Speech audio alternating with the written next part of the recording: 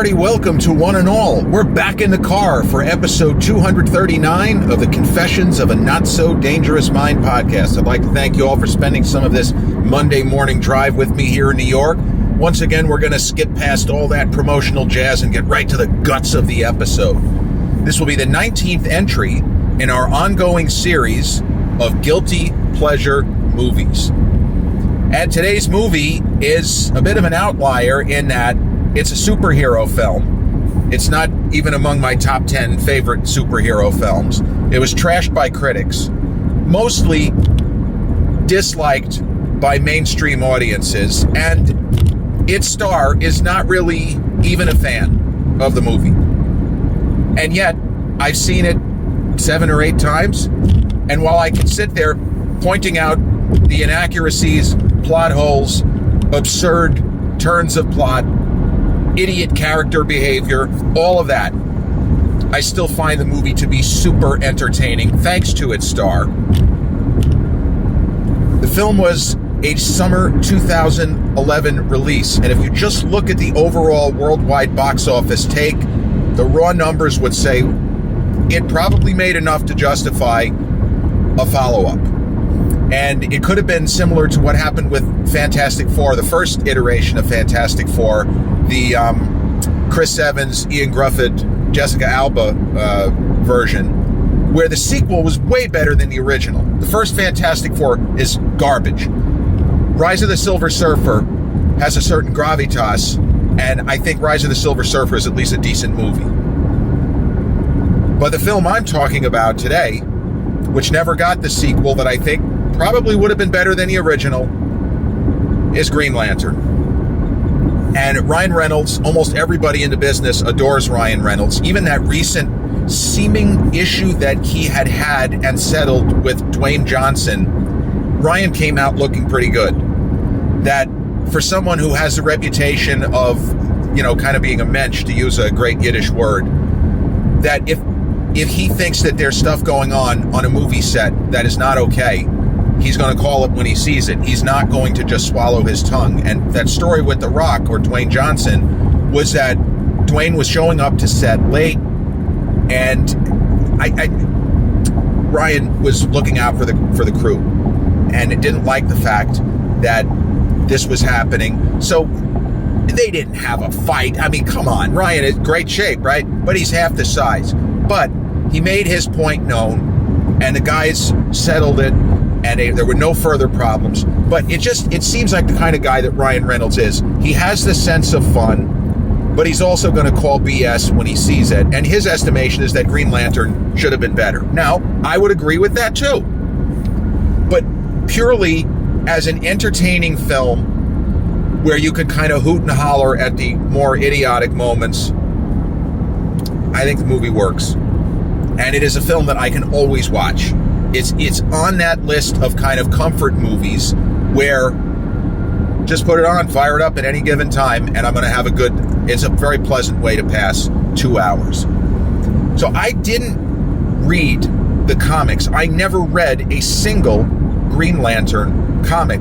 I have the appearance, I don't mean physically, but if you look at my kind of intellectual academic background, I would seem to have been a kid into comic books. I read them occasionally. I never subscribed to a comic. Spider-Man was probably my favorite superhero, and then the Incredible Hulk. I never bought a DC comic. Never. Not one. To this day. Nothing. Zilch. But I had an appreciation. I used to watch Super Friends and Challenge of the Super Friends, Saturday morning cartoon kind of stuff. So I was familiar with the character. And I had become a Ryan Reynolds fan. I didn't see Van Wilder. That's a movie I've never seen. That kind of put him on the radar for a lot of Gen Xers such as myself, 20 years ago, whatever it was. I didn't like the Amityville Horror remake. I thought it was a missed opportunity. It wasn't that good. But then again, you could argue the original sucked too. It was just a big hit. The James Brolin movie didn't exactly set the world on fire, but it was a box office hit. I really liked what Ryan did in Blade 3. And that was another movie where there were supposedly significant issues because Wesley Snipes was not a happy camper. He was going through a lot of personal turmoil. And Blade 3 is not a great movie. And Wesley is not that good in the film, whereas I think in the first two movies, he brings it. Jessica Biel is all right. Patton Oswalt, he's okay. Dominic Purcell, okay. But Ryan makes the movie. Because on the one hand, his character is cracking wise, and he's pretty much a figure of fun and a clown, but he's lethal, and he's deadly. And I really appreciated his performance, and that's the movie which made me a Ryan Reynolds fan. And then there was another film in the same realm where it's not really an action movie, it's not really a comedy, and Ryan doesn't get to do much in the way of humor, but he showed he could hold the camera, still as a young actor on his way up, but he could hold the camera in a dramatic scenario. And this is not something that a lot of comedians or comic actors can do. And the movie is Smokin' Aces. Not a great film, unbelievable cast from Jeremy Piven on down, just a phenomenal cast. Ryan Reynolds' character, though, is a very straightforward, I believe, a Las Vegas cop in that film. And the movie is not altogether successful, but Ryan's performance, he's right on the button with it. And I very much am a fan of that film. So that's where I was a Ryan Reynolds guy, going back now 16, 17, 18 years. Because I think Smokin' Aces is 06, if I'm not mistaken. And it was a movie that had a lot of buzz, didn't do that great at the box office. But a lot of people who saw it, kind of talked to their friends, oh my God, you got to see this movie's fucking crazy, which it is. There's so much shit going on at once, but you never get lost. Also true. I was excited for Green Lantern. The early trailers, the CGI wasn't quite finished, and the trailers didn't really look that good, and people, because we all know this is what happens and has happened since the internet really caught fire and information started traveling fast, as soon as the first previews for Green Lantern hit, and I think sometime late 2010, people hit the ceiling. This is bullshit. This is going to suck. They shouldn't have used Hal Jordan. What the fuck is going on here? You can write the script yourself. When the movie came out, as I said, it did okay, but the reviews weren't good enough to get somebody who just was a Ryan Reynolds fan, but not like a rabid Ryan Reynolds guy where I had to see every movie. I didn't even see Blade 3 in theaters. I had not seen a Ryan Reynolds film in theaters. So I skipped Green Lantern in theaters. But a couple of people I spoke to at Bev's gym who did see it said, don't listen to the critics. The movie is not perfect, but it's fun. Words to that effect. And Ryan is great. So that was enough. That was enough to get me to want to see it when it hit DVD. We still weren't up to streaming quite yet. So I rented it. I was on vacation in the Pacific Northwest, and I rented a DVD from the nearby, I guess was it even a Blockbuster? I don't know what video store it was, but I rented the DVD, and sure enough, it's hugely flawed. All kinds of problems throughout. But it was entertaining. I had fun. And Ryan was so and is so engaging in every scene.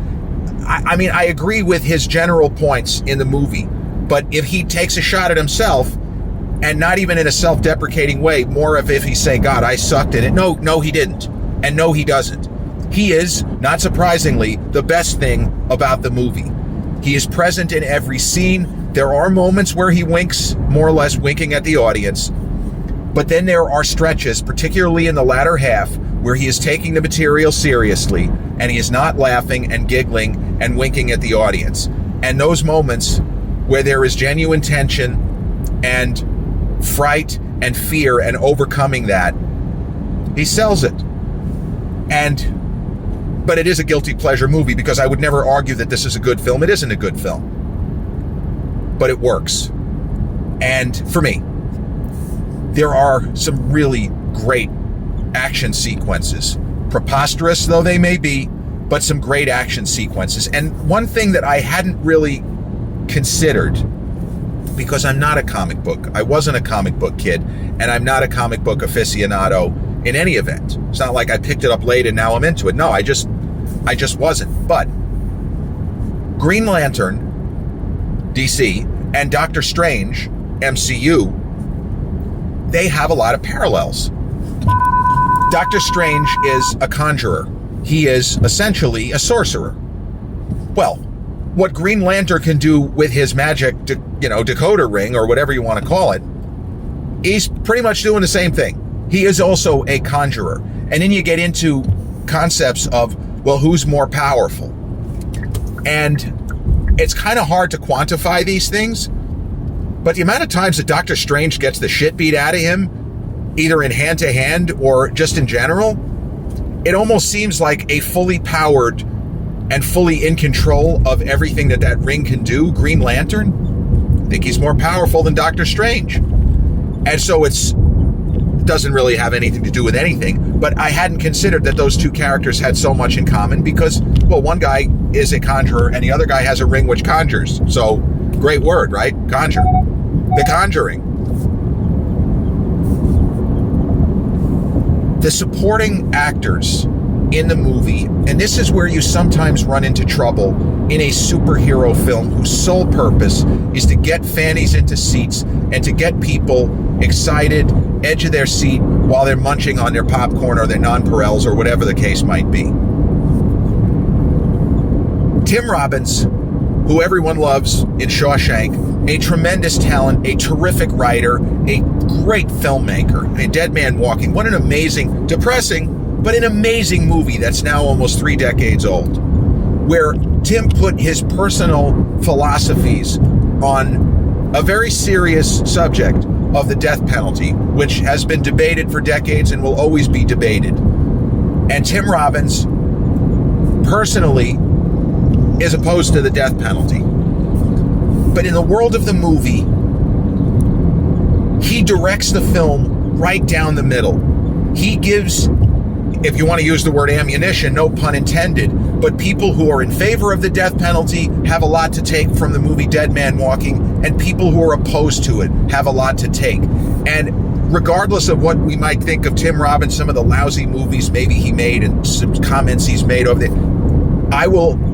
he's a great filmmaker. Either if you think that the film is, this one sucks, that one sucks, The Cradle Will Rock wasn't really that great, it should have been better. Bob Roberts, very polarizing film from the early 90s that Tim wrote and directed.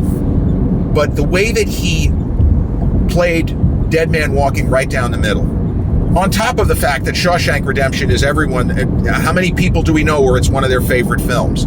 He's a guy I have immense respect for, and he's a terrific film actor. Movies like Arlington Road opposite Jeff Bridges, where they kind of flip the script, and Robbins plays apparently the heavy, and Jeff Bridges plays the good guy who's like fucking nuts. There's a very unusual way to tell the story. But there is an issue sometimes where you have an actor, an actress, a performer in a superhero film that is coming across as if they are not in a superhero film. And Tim Robbins plays his part as if he is in a different movie entirely, as if he is in a straightforward science fiction film and not a superhero movie. But it doesn't bother me. It doesn't bother me that the character of Hector, I forgot the actor's name, who plays Hector. So this is the problem where you have a million thoughts colliding in your head, and it's easy to kind of forget certain things. That character, I believe, was a mistake.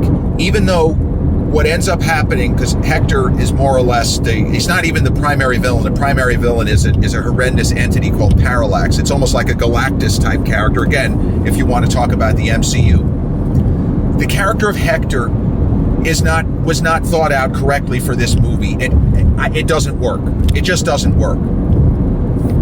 And it takes me out of the movie every time his character appears. I didn't quite understand, okay, he's kind of taking on characteristics of Parallax, but there was just a lot of stuff with that character that didn't work. Oh, and Angela Bassett, a brilliant actress, you could argue should have won an Oscar for her role in Wakanda Forever. Speaking of MCU again. And she was tremendous. What's Love Got to Do with It a million years ago. how Stella got her group back. Just a marvelous, marvelous actress. Brings so much to every role. Even Vampire in Brooklyn, kind of a throwaway with Eddie Murphy. She's reading her lines as if it's Shakespeare. She has such incredible screen presence, Angela Bassett.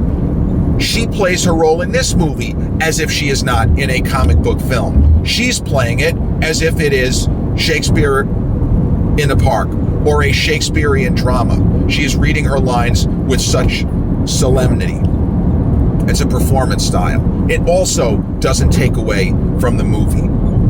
And the whole thing with Tim Robbins being a senator, I bought that, and Hector the son, and they have issues, and then the son starts reading his father's thoughts. There's just a lot of stuff that you could easily do without. I would say that there's 20 minutes of this movie that you could just flush down the toilet, and the character of Parallax, to me, is fascinating. And I mentioned, with the MCU, with the character of Galactus, that you have the Silver Surfer, who is the herald of Galactus, but he ends up not really doing his stated position of getting the planet ready for Galactus to consume it, if I'm reading the text correctly. And I feel like in Green Lantern, the film would have been better if the character of Hector had not even been presented as somebody who was just doing Parallax's bidding. It would have been, to me, more interesting if that character had an evolution other than he starts off as a kind of brilliant sad sack and then becomes this disgustingly malevolent force who is powered by Parallax. I just thought that was a missed opportunity as well. But Ryan, his bride now, and they've been together more or less since this film, Blake Lively, they do have incredible chemistry. She plays a very high-powered executive